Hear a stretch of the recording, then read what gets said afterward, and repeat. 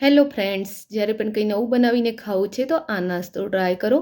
તો ફ્રેન્ડ્સ, એના માટે રેસીપીને લાસ્ટ સુધી જોજો. રેસીપી ગમે તો વિડીયોને લાઇક અને શેર કરજો.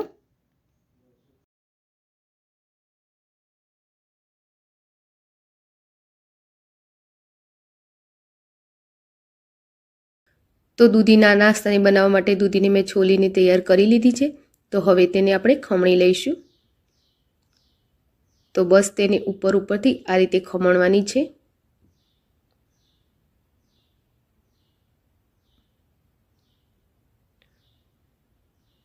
તો આ રીતે દૂધીને બધી જ બાજુથી ફરતા ખમણી લઈશું અને વચ્ચેના ભાગને સાઈડ પર કરી લઈશું. આનો તમે જ્યુસ કે શાકમાં પણ યુઝ કરી શકો છો. 1 થી 1.5 ઇંચ આદુના ટુકડાની ખમણી લઈશું.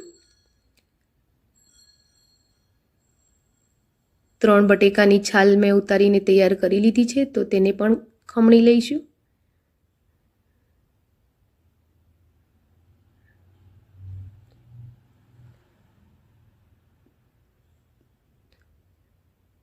તો હવે મેં બટેકા, આદુ અને દૂધીને ખમણીને રેડી કરી લીધી છે.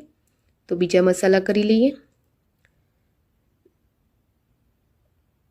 તો 2 થી 3 લીલા મરચાં સમારેલા એડ કરીશું. 2 કપ ચણાનો લોટ એડ કરીશું. એ જ માપથી અડધો કપ સોજી એડ કરીશું.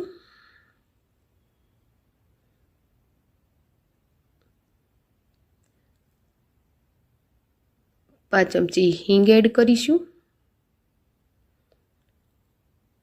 અડધી ચમચી હળદર એડ કરીશું. અડધી ચમચી લાલ મરચું એડ કરીશું. અડધી ચમચી ગરમ મસાલો એડ કરીશું. 1 ચમચી ધાણા જીરું પાવડર એડ કરીશું. અડધી ચમચી જીરું એડ કરીશું. 1 ચમચી મીઠું એડ કરીશું. મીઠું અહીં સ્વાદ અનુસાર જ લેવાનું છે. થોડા લીલા ધાણા સમારેલા એડ કરીશું અને 1 લીંબુનો રસ એડ કરી લઈશું. લીંબુનો રસ એડ કરીએ છીએ તો 1 ચમચી ખાંડ પણ એડ કરીશું અને 2 ચમચી તેલ એડ કરી લઈશું. હવે આ બધું સારી રીતે મિક્સ કરી લઈશું.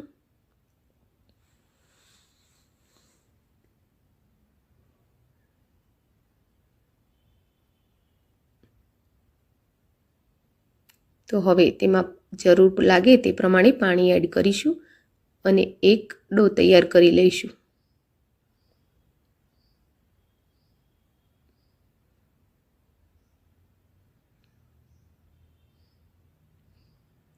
તો હજુ થોડું પાણી એડ કરીશું અને તેને હલાવી અને મિક્સ કરી લઈશું.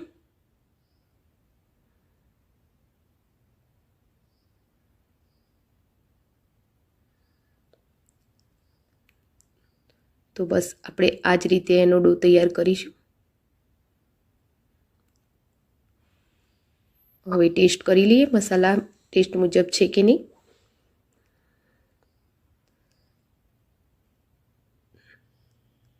તો હવે એને આપણે એક પેનમાં લઈ લઈશું.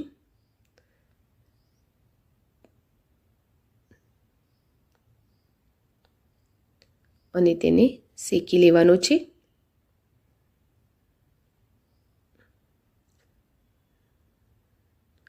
તો બસ આ રીતે હલાવતા રહી તેને આપણે એકદમ ઘટ્ટ ડો તૈયાર થાય ત્યાં સુધી શેકવાનો છે.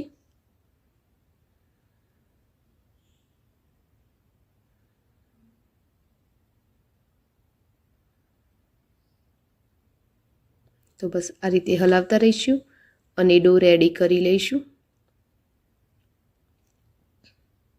તો જેમ જેમ તે ગરમ થતો જશે એમ ચણાનો લોટ છે એટલે આપણો ડો ઘટ્ટ થતો જશે.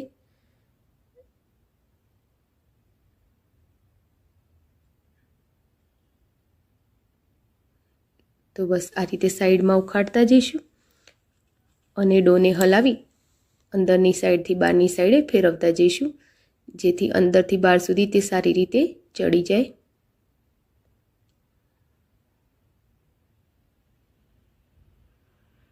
તો બસ ડો આપણો રેડી થઈ ગયો છે. તે નીચેથી એકદમ છૂટો પડી જાય છે. તો હવે ગેસના ફ્લેમને બંધ કરી લઈશું. હવે આ ડોને આપણે એક પ્લેટમાં સેટ કરી લઈશું.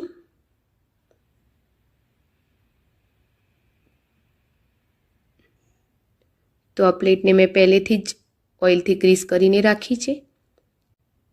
તો આપણા આ ડોને આપણે પાતળો એકદમ પાથરી લેવાનો છે અને તેને હાથ વડે હવે દબાવી અને સેટ કરી લઈશું.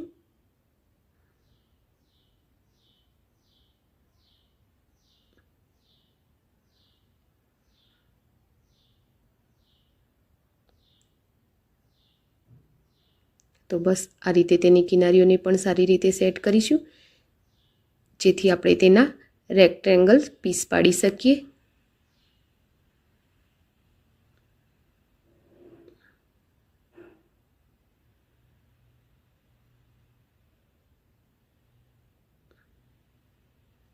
હવે તેને ઠંડો થાય ત્યાં સુધી આપણે રહેવા દઈશું.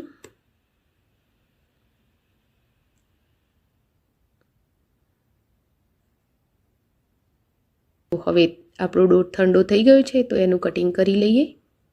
તો આપણે તેના રેક્ટેંગલ પીસ પાડવાના છીએ. જો હું તમને એક પીસ ઉઠાવીને બતાવું, તો બસ આપણે તેના આ રીતે પાતળા અને લાંબા પીસ પાડીશું.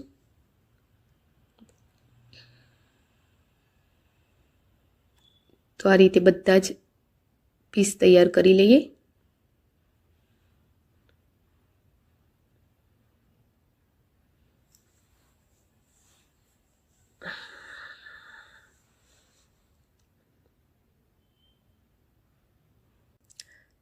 તો હવે એક પેનમાં થોડું તેલ લઈશું અને આ બધા જ પીસને એક એક કરી મૂકી અને સાંતળી લઈશું.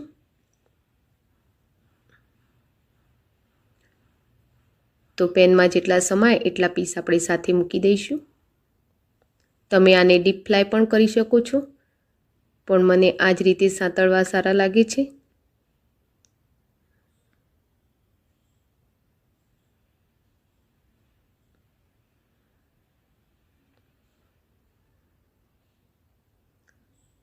તો થોડી વાર પછી તેને પલટાવી લઈશું.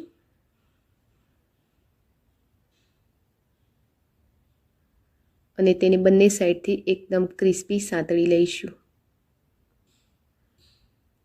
તો જુઓ ફ્રેન્ડ્સ, તમને મારી રેસીપી ગમતી હોય તો વિડીયોને લાઈક કરો, શેર કરો અને હજુ સુધી જો તમે મારી ચેનલને સબસ્ક્રાઈબ ના કરી હોય તો કરી લો.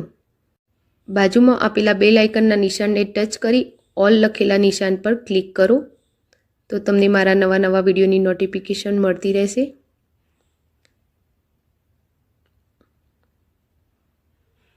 તો બસ આ રીતે તેને આપણે પલટાવી અને સાંતળી લેવાના છે. તો જેમ જેમ સતળાતા જશે તેમ આપણે તેને કાઢતા જઈશું બહાર અને નવા પીસ એમાં ઉમેરતા જઈશું. તો તમે જોઈ શકો છો, બંને સાઈડથી એકદમ ક્રિસ્પી સતળાઈ ગયા છે. તો આ જ રીતે આપણે બીજા પીસ પણ રેડી કરી લઈશું.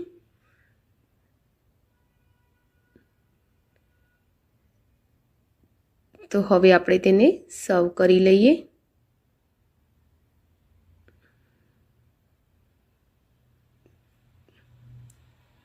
તો આ નાસ્તો ફ્રેન્ડ્સ ખાવામાં એકદમ પોચો હોય છે અને સાંજે ફક્ત આ નાસ્તો જ બનાવીએ તો પણ ચાલી જાય છે. અને નાના મોટા બધા જ ને બહુ ભાવે છે.